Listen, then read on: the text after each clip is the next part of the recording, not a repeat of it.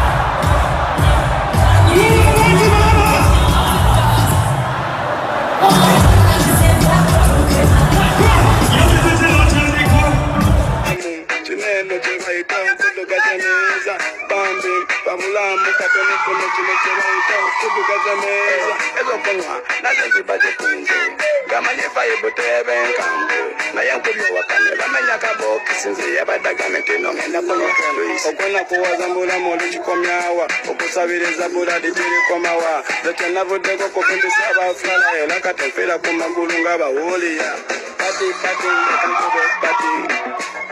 kankube pati ndekankube pati sababu sabindeka kube pati ndekankube pati kankube pati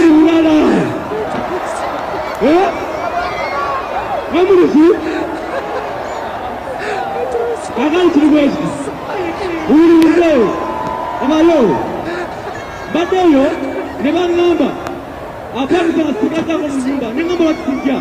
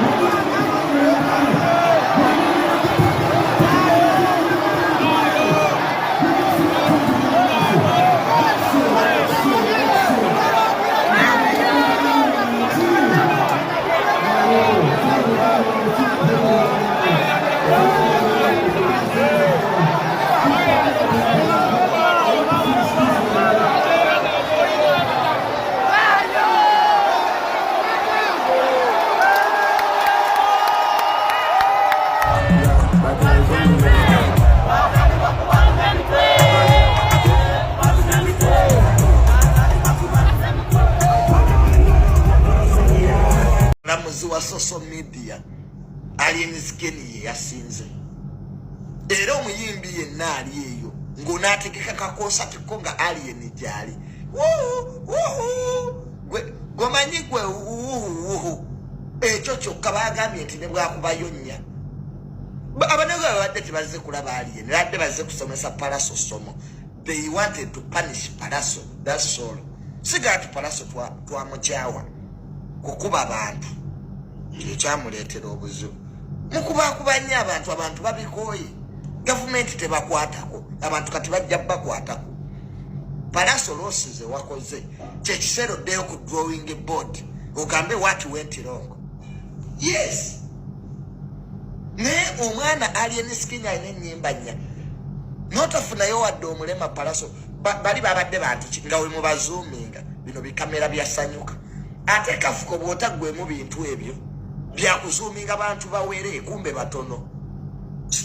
Katuma badde muzoominga abantu abali ewa Palaso babadde batono nga buli omu akiraba stage ngeri side emu gwe wali olabeko stage gye bayimbira side emu.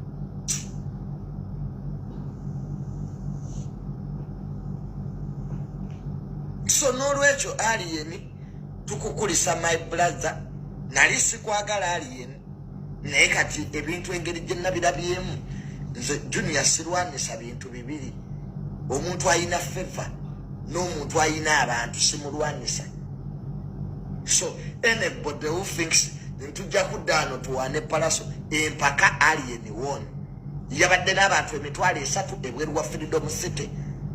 nga abantu bamenya na gate kuyingira ngewa Palaso walinga abantu bakomye kuyingira wa Palaso sawa sawa nga ate ticket bazisaza nozisana ati bambi muyingire walabeko balamu nga yegayirira abantu balamu yatuuse okufuluma ebweru kakube kye bayita kikuba nsiko tibaneemujje nze bankubidde essimu wano ewaka nga bataddewo just wamafiri entule nga buli ayingira